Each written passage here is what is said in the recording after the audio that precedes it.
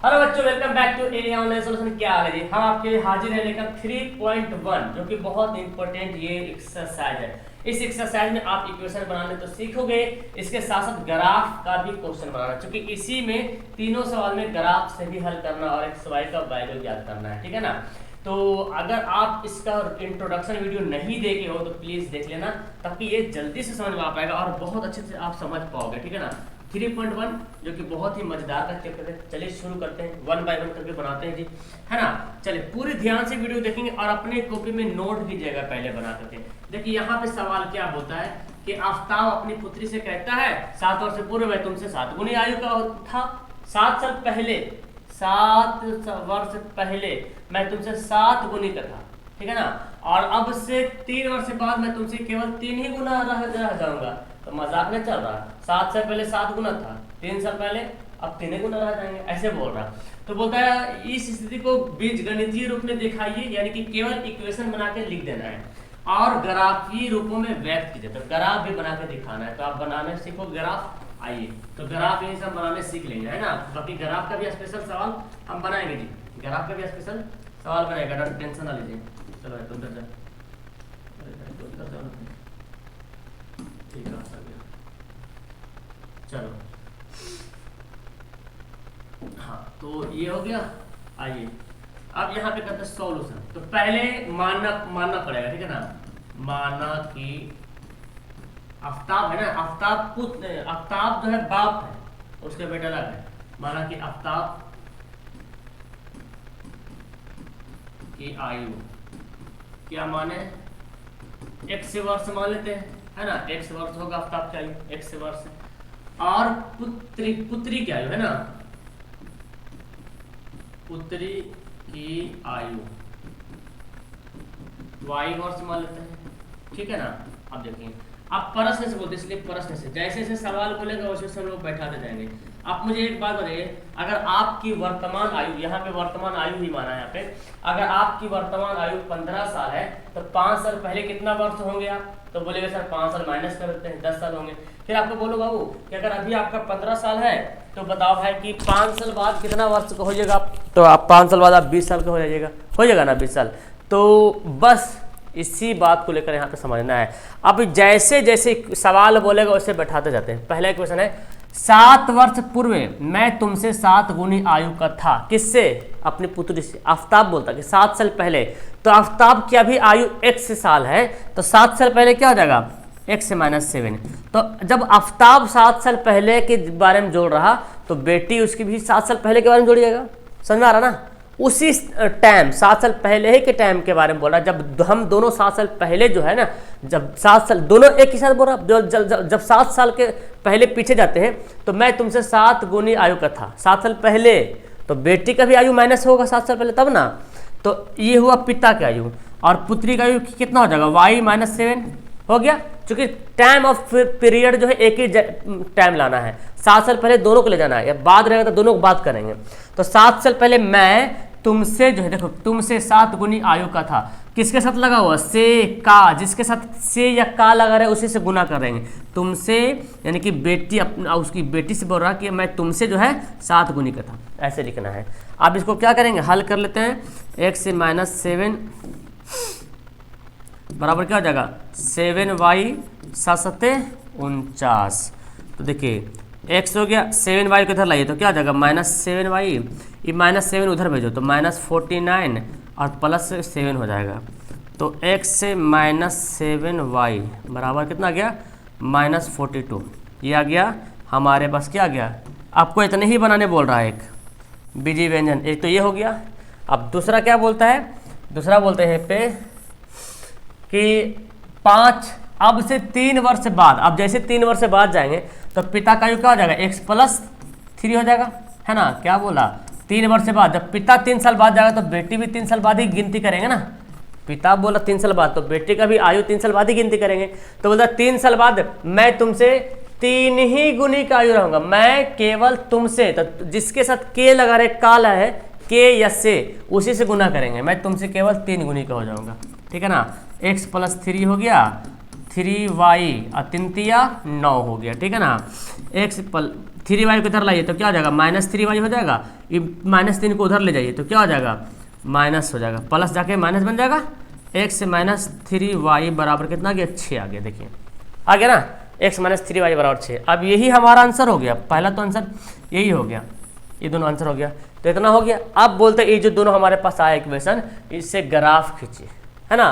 तो ग्राफ खींचने की क्या करेंगे, पहले हमको इसका वैल्यू निकालना पड़ेगा। देखिए पहला x से माइनस, इसको बोलते हैं समीकरण फर्स्ट मान लेते हैं ना, इसको समीकरण सेकेंड मान लेते हैं, ठीक है ना। अब ग्राफ हम बनाते हैं जी, और ग्राफ में मैंने आपके लिए कॉपी भी ले रखा ग्राफ का, ठीक है ना। x -7y बराबर -42, है ना। यहाँ पे क्या हुआ है, तथा कर लेते हैं, अब बनाते हैं x -7y बराबर -42, ठीक है ना। x -7y बराबर -42 हो गया। एक मिनट चलो, तो अब देखो इसको ग्राफ जब बनाएंगे, इसमें पहले क्या करेंगे, हमको x से y का मान निकालना है।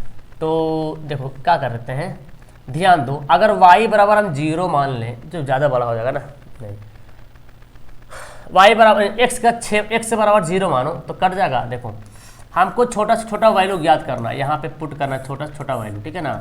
ये हो गया x हो गया, ये हो गया y, क्लियर दिख रहा। जब x का मान 0 मानते हैं तो बताओ, यदि x से बराबर क्या 0, तो x से बराबर 0 बैठाओ, 0 -7y बराबर -42, तो ये तो 0 हो गया जी, कहानी खत्म। -7y बराबर -42, दोनों तरफ माइनस आता तो क्या होता है जी बताओ, दोनों तरफ माइनस होकर कट जाता है, 7×6 42, y बराबर 6। तो x का मान 0 माना था, y का मान कितना आ गया, 6 आ गया। मतलब हमको y का मान वैल्यू 6 आ गया। तो हमको ऐसा वैल्यू मानना है जो एकदम क्या बोले, पूर्ण संख्या हो, मतलब पूरी नंबर हो, बटा पॉइंट में ना रहे, ठीक है ना।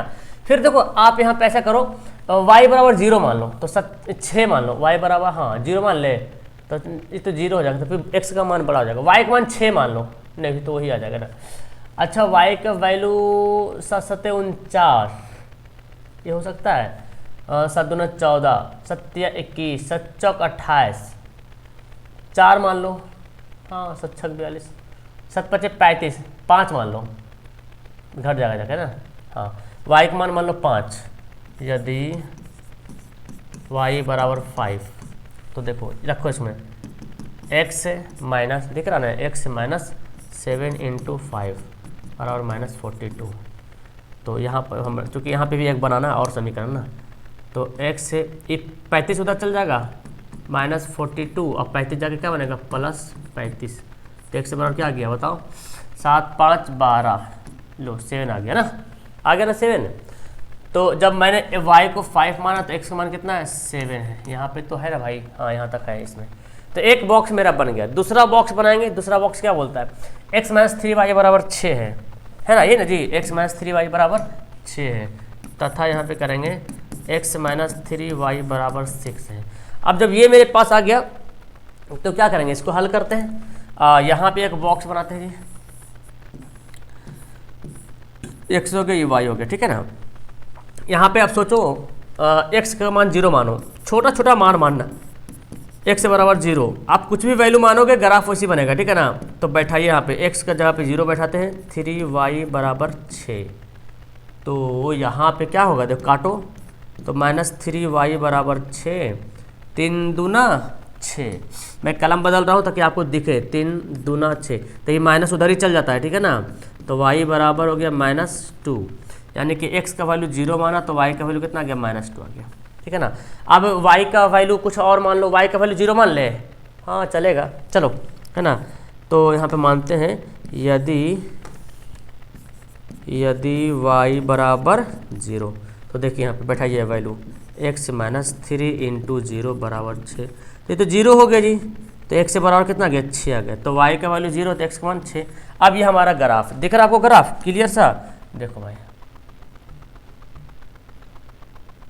और थोड़ा बड़ा होगा, जितना बड़ा हो सकता है मैंने वहाँ पे उतना बड़ा कर दिया भाई, ठीक है, ताकि आपको दिख जाए। हो गया।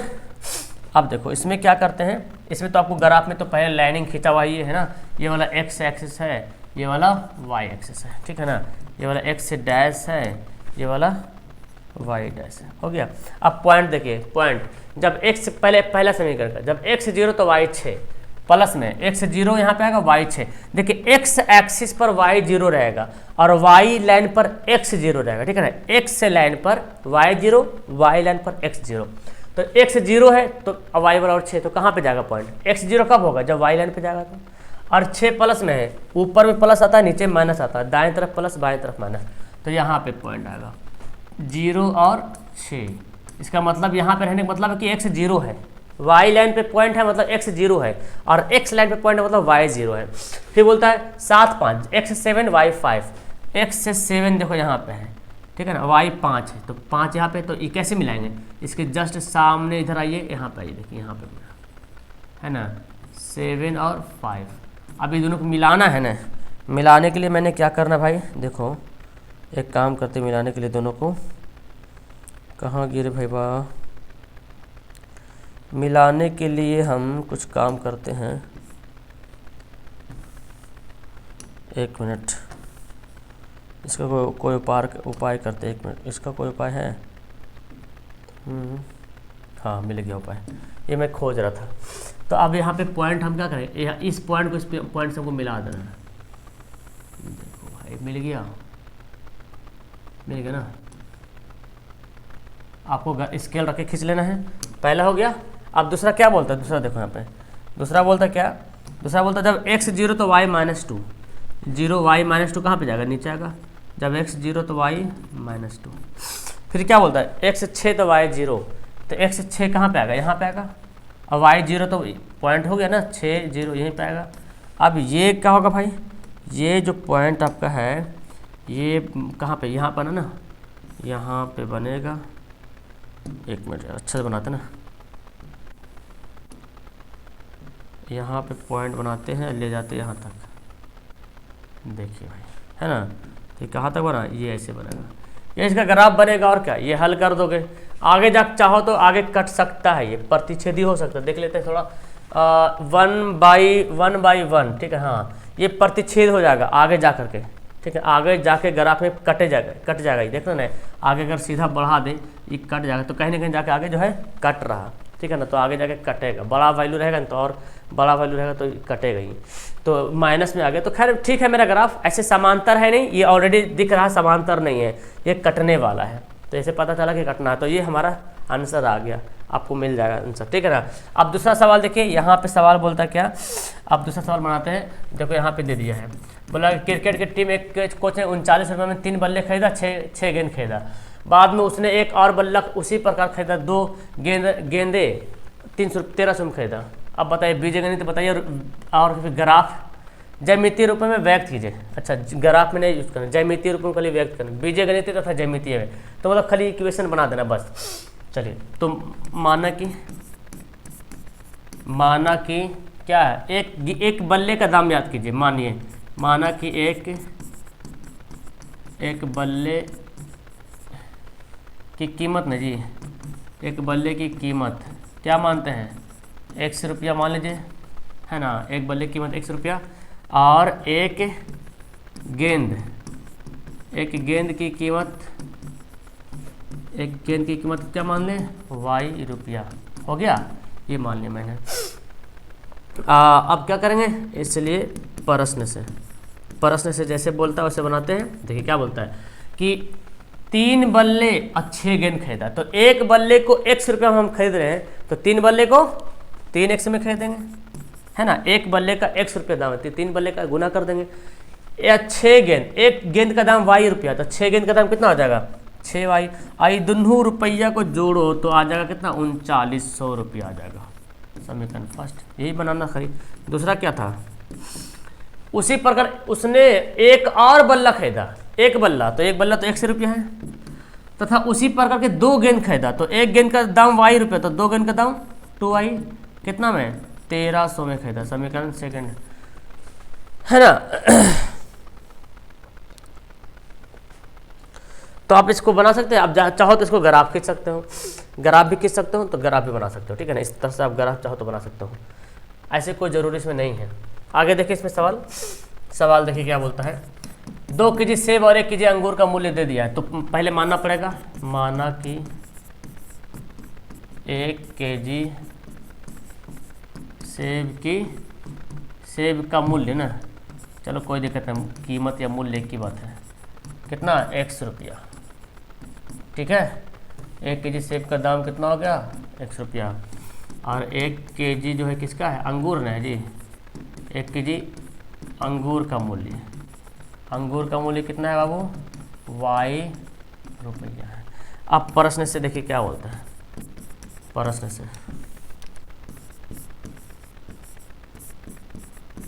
से क्या बोलता है, बोलता है 2 केजी और 1 अंगूर का मूल्य। तो एक अंगूर, एक सेब, 1 किलो सेब का मूल्य 100 रुपये माने तो 2 किलो का कितना होगा 2x हो जाएगा। 1 केजी अंगूर, तो 1 केजी अंगूर कितना होगा, खाली y हो जाएगा। कितना दिया 160 ग्राम दिया है, समीकरण फर्स्ट। तथा दूसरा क्या बोलता है कि 1 महीने बाद 4 किलो सेब खरीदा, तो यानी कि 4x हो जाएगा, और 2 केजी अंगूर यानी कि 2y हो जाएगा। इसका कितना दाम 300 रुपया है। तो बस इसको बस ऐसे ही बीजगणितों पे व्यक्त करना है। और ज्यामिति आप चाहो तो इसको ग्राफ बना सकते हो, कोई जरूरी इसमें ग्राफ की कोई चर्चा नहीं किया गया है। इसमें आप ग्राफ पर चर्चा किया तो मैंने आपको बता दिया। ऐसे ग्राफ के लिए आपको स्पेशल एक सवाल आएगा आगे एक्सरसाइज में, स्पेशल ग्राफ बनाने के सवाल आएगा। तो आपको बेसिकली अभी इसमें क्या करना है, ये बनाने की सीखना है। जब ये बनाने आ गया तो आप बता सकते हो। चलो तो अब आपका सवाल रहेगा होमवर्क में, नहीं अभी नहीं, आपका आगे एक्सरसाइज में सवाल रहेगा कि ये दे देगा और बोलेगा कि 1 किलो सेब का दाम कितना है, जो भी माना आपने, तो आप बता सकते हो। होमवर्क पे आप कमेंट कर सकते हो कि 1 किलो सेब का दाम कितना है और 1 किलो अंगूर का दाम कितना है। तो ये कैसे बनाएंगे सर, विलोपन विधि पढ़ाया आपको मैंने, विलोपन विधि चाहे प्रतिस्थापन विधि से x y का मान निकालिए, आंसर आ जाएगा। तो ये आपको बनाना अगला एक्सरसाइज में। तो अगर आपको बनाने आ गया और पढ़े होंगे तो इसका आंसर कमेंट बॉक्स में कमेंट कर दीजिए। मिलते हैं नेक्स्ट वीडियो में। और इसके बाद मैं बताता हूँ आपको कि यहाँ पे देखिए, अगर आप चाहो तो एप्लीकेशन में जुड़ सकते हो ए ऑनलाइन सोल्यूशन ऐप में।